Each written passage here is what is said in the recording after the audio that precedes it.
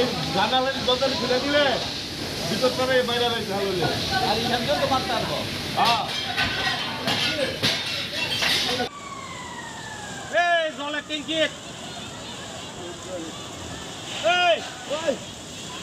এই গোপাল ওই জলের ট্যাঙ্কি জলের ট্যাঙ্কি লাগিয়ে কি তারা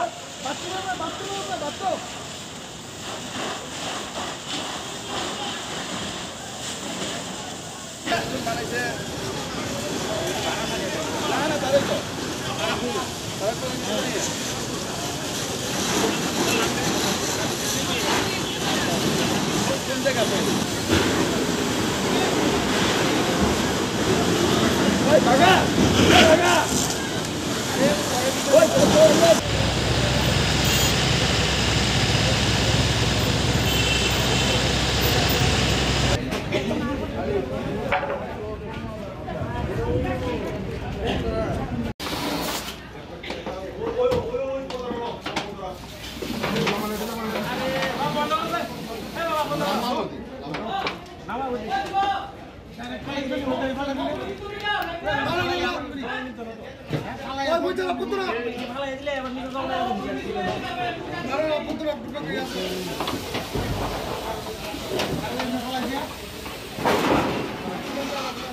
কতটুকু ক্ষতি হয়েছে?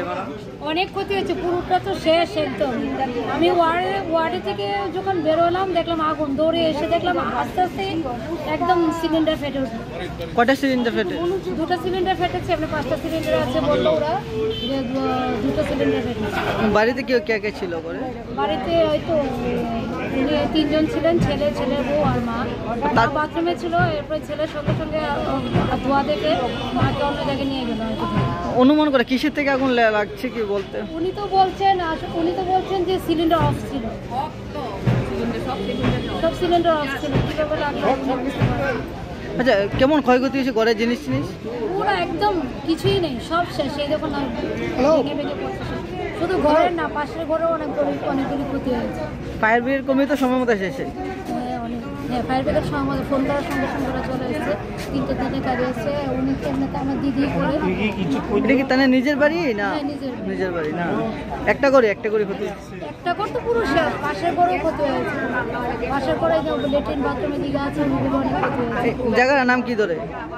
জায়গার নাম বিজয় কুমার চৌমনি, 19 নম্বর ওয়ার্ড।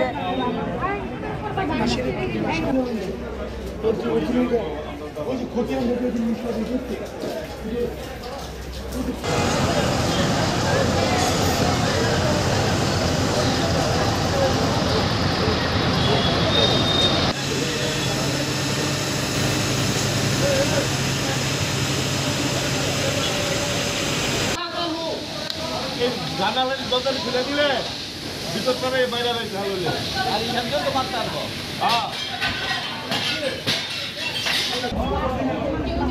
আপনার নামটা? আচ্ছা, ঘরে কে কে আসলো? আমি তো বাথরুমে আসছিলাম, ছেলের বউ তার রুমে আসছিল, ছেলে এইখানে ছাদের। ঘরে সব জিনিস পড়ে গিয়েছে না? এই তো ফার্নিচার। এই জলের ট্যাঙ্কি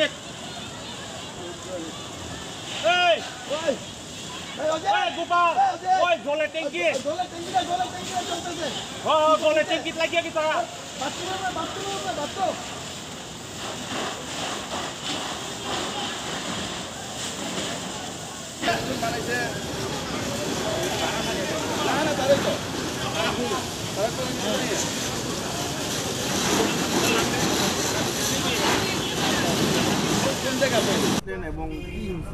তখন একটা 10 বাজে, সরি 1:40 টাইম, তখন একটা আমরা কল পাইছি যে অ্যাডভাইজার সুমনি এবং বিজিবি পার্টি অফিসের মাঝামাঝি একটা বাড়িতে ফায়ার কল হয়েছে। তৎক্ষণাৎ আমরা সঙ্গে সঙ্গে আই পড়ছি, 2টা টার্ন আউট হয়েছে, কাজ শুরু হয়ে গেছে। তারপর বাদারঘাটও আইছে, কুঞ্জবনও আইছে, মহারাজগঞ্জ বাজারও আইছে, মোট 5টা ফায়ার টেন্ডার আইছে আর কি। আগুন তো আধা ঘন্টার মধ্যে আগুন নিয়ন্ত্রণে আই পড়ছে। শুনতেছি মানে প্রথমত কইতেছে যে ভদ্রমহিলানি স্টোভের মধ্যে, কেরোসিন স্টোভের মধ্যে গরম জল করে বাথরুমও গেছে, স্টোভ নিবাইছে না, ওই স্টোভের থেকে এই ফায়ার হয়ে আছে।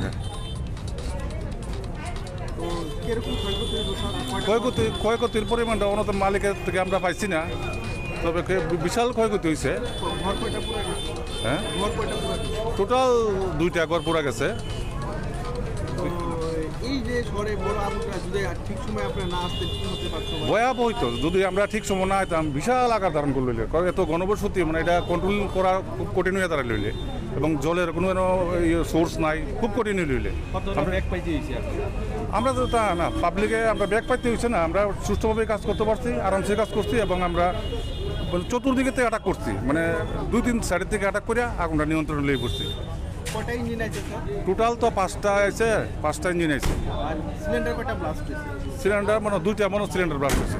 আচ্ছা, এখানে আরেকটা কথা শুনছি যে সিলিন্ডারটা কি এক্সপিরিয়েন্স এটা আমরা টাইম পাইছি না, কোনো টাইম পাইছি না, আমরা এটা নিয়ে ব্যস্ত আসলাম। এক্সপিরিয়ার এটা আমরা কোনো দেখছি না, এটা গ্যাস অফিস করতে পারবো আমরাও দেখছি না। আমার নাম Ratan Kumar Saha, sub officer, Agartala fire station. মালিকের নাম কি ভাই? মালিকের নাম হচ্ছে প্রণতি দেব বর্মা। প্রণতি দেব বর্মা।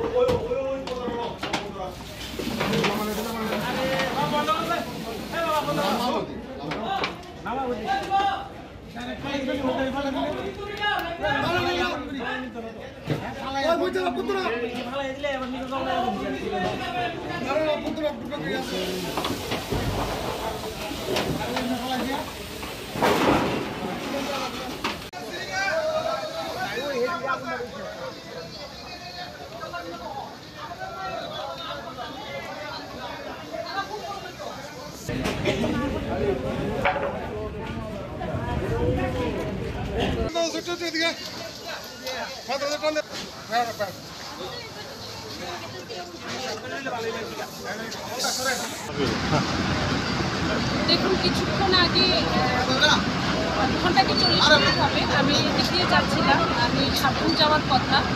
হঠাৎ দেখতে পেলাম যে দিক থেকে মনোজ দেববর্মার বাড়ি, সম্ভব ওনার নাম মনোজ দেববর্মাই, বাড়ি থেকে প্রচণ্ডভাবে কালো ধোঁয়া বেরোচ্ছিল ওনার ঘর থেকে। তো আমার যিনি গাড়ি উনি যে ড্রাইভার আছে ও বলছে দিদি এখানে মনে হয় আগুন লেগেছে এরকম কিছু। তো সঙ্গে সঙ্গে আমি নামলাম, দেখলাম যে তখন একটু লোকজন কমই ছিল, মানে বিষাক্ত যে বলা যায় মনে হচ্ছিল না, একদম আমার মনে হচ্ছিল আগ্নেয়গিরি থেকে যেরকম লাভা বেরোলে যেরকম এইরকম একটা ভয়াবহ দৃশ্য আমি দেখলাম।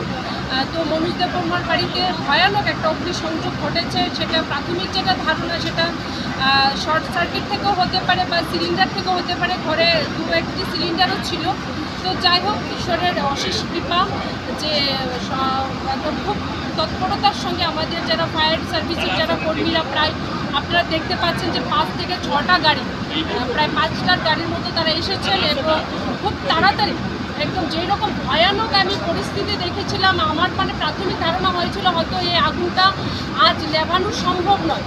কিন্তু আমার মানে এত ভালো লাগছে যে এটা মানে একদিকে তো ভীষণভাবে খারাপ লাগছে যে এরকম একটা ঘটনা হয়েছে, কিন্তু তারপরে বিষয়টা আমার বলতে হচ্ছে যে ফায়ার ব্রিগেডের যে তৎপরতা, ফায়ার ব্রিগেডের কর্মীদের, তাদেরকে আমি আজকের এই দিনের জন্য আমি স্যালুট জানাই যে তাদের তৎপরতার কারণে একদম 20 থেকে 25 মিনিটের মধ্যে এই ভয়ানক যে ঘটনাটা সংঘটিত হয়েছে সেটা তারা বলা যায় এখন মোটামুটি একটা কন্ট্রোলে চলে এসছে। ক্ষয়ক্ষতির পরিমাণ তো অনেক বেশি হবে যেহেতু এই ঘটনাটা হয়েছে। পরিবারের পাশে আছেন, পাড়ার এলাকার প্রতিবেশীরা আছেন। এখন দেখা যাক, আরও এখনও আগুন নেভানোর বাকি কাজটা চলছে। ঘনবসতি এলাকার মতো, হ্যাঁ, ঘনবসতি এলাকা, তার জন্য মানে হয়তো বা মানে আগুনটা যে অনেক ছড়িয়ে যাওয়ার কিন্তু কথা ছিল, মানে ঘটনাটা আরও অনেক বেশি হওয়ার কথা ছিল, কিন্তু আমি যেটা বললাম যে আমাদের ফায়ার ব্রিগেডের কর্মীদের তৎপরতার জন্য, পাড়া প্রতিবেশীদের জন্য আগুনটা খুব তাড়াতাড়ি কন্ট্রোলে আনা সম্ভব হয়েছে।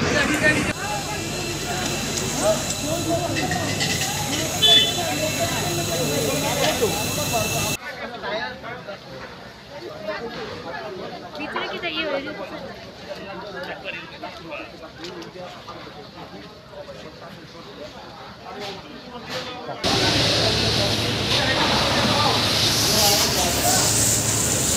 মহিলা